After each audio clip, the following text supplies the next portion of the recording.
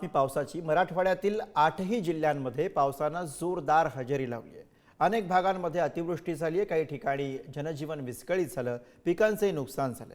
या मुसळधार पावसानंतर मराठवाड्यामध्ये काय परिस्थिती आहे बघूयात या रिपोर्टमधून।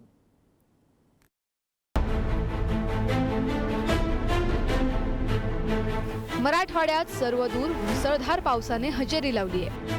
अनेक भागात अतिवृष्टी झाली आहे। तब्बल 65 मंडळात अतिवृष्टीची नोंद करण्यात आली आहे। या मुसळधार पावसाने जनजीवन विस्कळीत झाले, पिकांचं मोठ्या प्रमाणात नुकसानही झाले, तर अनेक गावांचा संपर्क तुटलाय। मुसळधार पावसाने झोडपल्यानंतर बिंदुसरा, पैनगंगा आणि गोदावरी नदीला पूर आलाय, तर मराठवाडा विदर्भाचा संपर्कही तुटलाय। छत्रपती संभाजीनगर जिल्ह्यात 10 मंडळात अतिवृष्टी, धाराशिव जिल्ह्यात 11 मंडळात अतिवृष्टी, बीड जिल्ह्यात 17 मंडळात अतिवृष्टी होऊन अनेक गावांचा संपर्क तुटला। नांदेड जिल्ह्यात 27 मंडळात अतिवृष्टी, मराठवाड्यातील एकूण 65 मंडळात अतिवृष्टी। या मुसळधार पावसाने मराठवाड्याच्या विविध भागात मोठं नुकसान केलंय।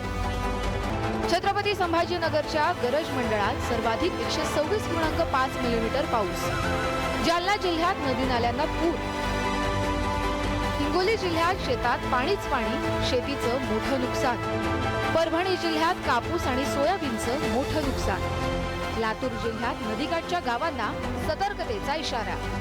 मुसळधार पावसाने मराठवाडा विदर्भाचा संपर्क तुटला। तिकडे हिंगोली जिल्ह्यात मुसळधार पाऊस पडतोय।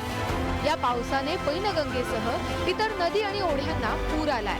पुलावरून पाणी वाहत असल्याने मराठवाडा आणि विदर्भाचा संपर्कही तुटलाय। शेतात पाणी साचून हळद, कापूस आणि इतर पिकांचं मोठं नुकसान झालंय। कळमनुरी तालुक्यातील पिंपरी इथल्या ओढ्याला देखील पूर आलाय, त्यामुळे पिंपरी चिखली, कानेगाव अशा 5 गावांचा संपर्क तुटलाय।